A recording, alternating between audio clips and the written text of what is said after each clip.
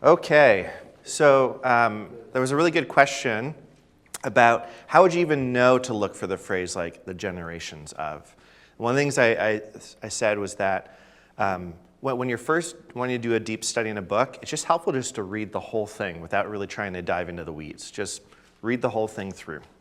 So when I'm first like, okay, I'm going to start my morning devotion times and I want to study the book of Genesis for the next couple months, I might just try to take a couple of days and just read through the whole book, not really worry about understanding it, just reading it so that's just kind of there in my head so I can kind of just get the very big picture swaths.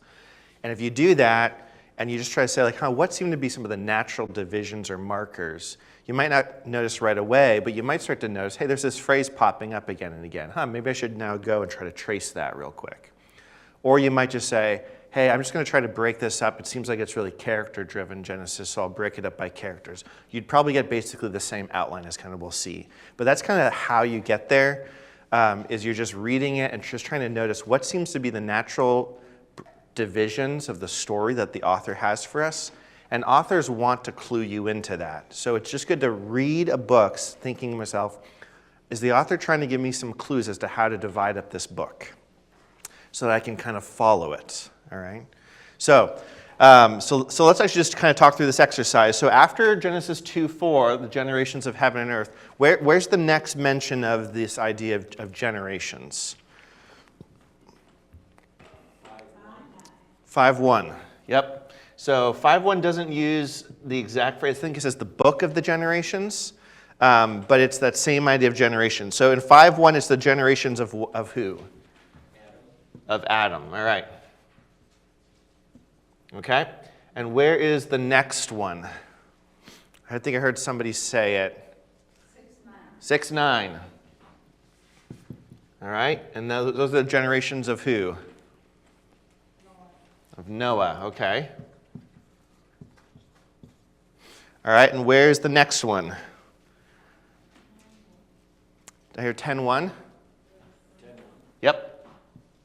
Okay, so 10:1, and 10:1 is what? The sons of Noah. Yep. Okay, sons of Noah. And then where is the next one? Yep, so which? 11:10. 11:10. Good, and 11:10 is what? The generations of Shem. Of Shem. Now, so notice right here, we kind of have a split going on. Right here, we had one genealogy that focused on all the sons of Noah. Then we come back to just focusing on one particular son.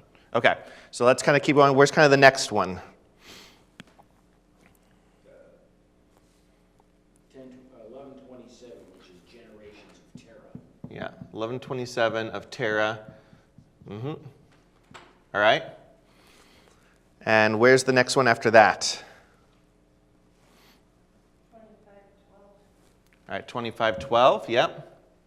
And that's, which one's 25:12? Of who?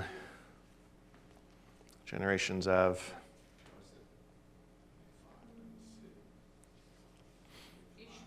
Of Ishmael, okay. Great. Where's the next one?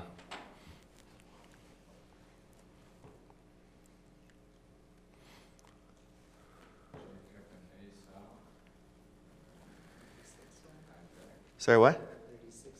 There's one actually before 36:1. It's actually in chapter 25, I believe.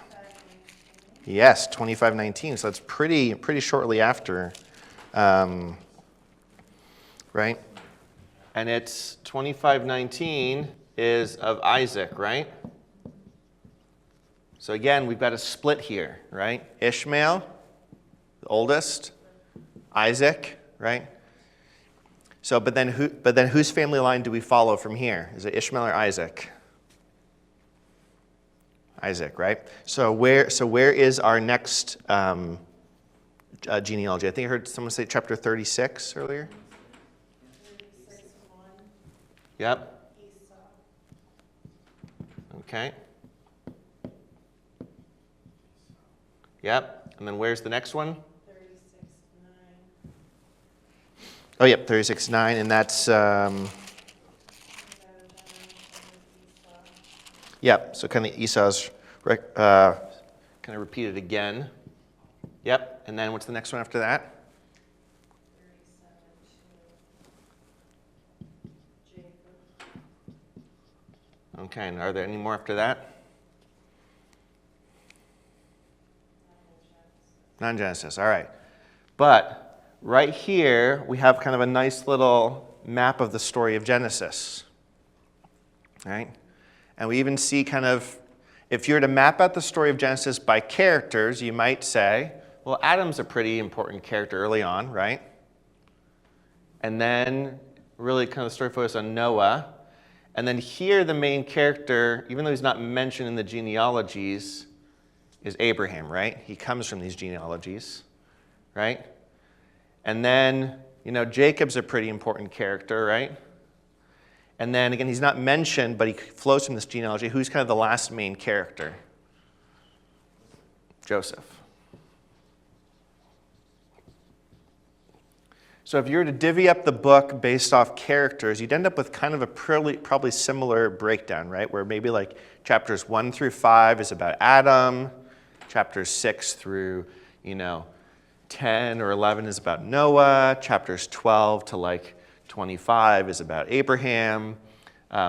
Isaac had a very short amount of time. 25 to 36 is mostly about Jacob, and then 37 to the end is mostly about Joseph, right? So you can see how you can kind of follow the thread of the story of Genesis by tracing this line of characters. What do you think that tells us about what God's doing in the book of Genesis by just seeing this outline? They are the father of Jesus, these that are the way down. Yes, that's right. Exactly right. So God is working through a specific family line to get somewhere, right? So the how we get from good to somehow God still doing good and the evil is through a family line. Now, is there anything early in Genesis that might give us a hint as to why paying attention to who's born really matters? Is there, say, a promise at all anywhere in the early chapters of Genesis about a baby? In Genesis 3, Genesis 3, yep. where God says that you will, or it says the serpent, Yep. that he will strike his heel, but he will bruise your head. Yes, in Genesis 3, right, Genesis 3:14, there's this promise that Eve will have a child that will crush the serpent. And so all along the way, so the whole story of Genesis is how is God preserving a family so that we can get to that promised seed, right? So every time you read a genealogy, you're probably tempted to zone out. I know I am too, right? You read all these names, you can't pronounce half of them. What is this doing here? The next time you read a genealogy, I want you to be thinking this: wow, every name here shows that God faithfully preserved this family so that we could get to Jesus.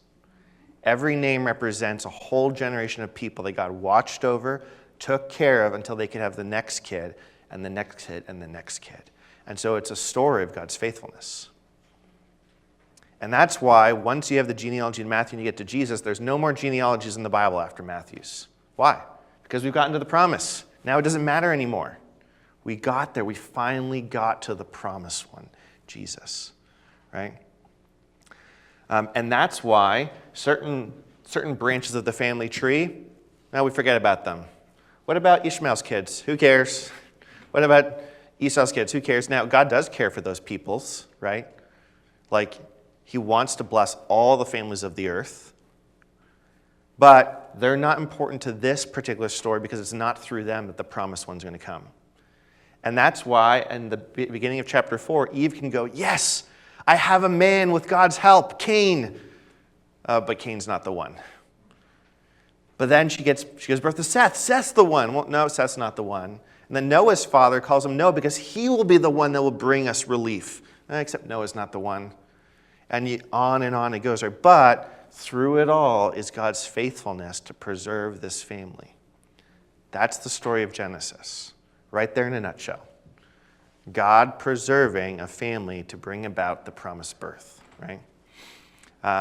And just a fun thought, right? When you read the story of Jacob, if it was me and I was going to pick one of the sons of Jacob to be the one through who the promise comes, you know who I would pick? This guy, Joseph. He is a good dude, right? He goes into slavery, but he's such a hard worker. He's promoted. He resists sexual temptation. He's faithful to God, right? Surely God's going to work through Joseph. But then in the middle of the Joseph story, right before kind of the Potiphar story, you get this one random story about Judah. It's just kind of thrown in there, and it's a very terrible story. And yet, the end of that story is 2 kids are born. 2 kids that end up in the genealogy that gets us down to Jesus, one of those kids. And all of a sudden you realize that Joseph went to Egypt, suffered, was used by God to save his family so that his scumbag Judah brother, his kids, could continue to live so he could get to Jesus, right? Which, I don't know about you, but when you look at this whole story of Genesis then, does God use the best and the brightest? Not necessarily. I mean, he does use good people, but he also uses all the people that aren't perfect. Just like you said, it's character, but not God approved. That's right. Yep. Right. But we're going to see the story of God's faithfulness in preserving people, right? He's got a good plan. We humans mess it up, but God is still at work preserving a line. That's the story of Genesis. So what... Yep. I say why Joseph is important in that sense because Jesus line goes to Judah, not Joseph, isn't it? Yep. Yes. Yes. So Not Joseph's sons either. Yep. It's Judah. That's right. So even though Joseph seems to be the more important character, it's actually through Judah that the line flows. Yep. Exactly. Yep. So, which again is just very interesting how God picks. I mean, think about it. He picks the second-born Isaac, the second-born Jacob. Judah's a fourth-born child, right? But God is preserving this kind of family line. So what's helpful about this is now you have a map in your mind of the whole story of Genesis. So now as we work through it, we can think, how does this section advance the overall story? All right? And we can see that a core theme through this story will be God's preserving of the family that he's going to work through, right?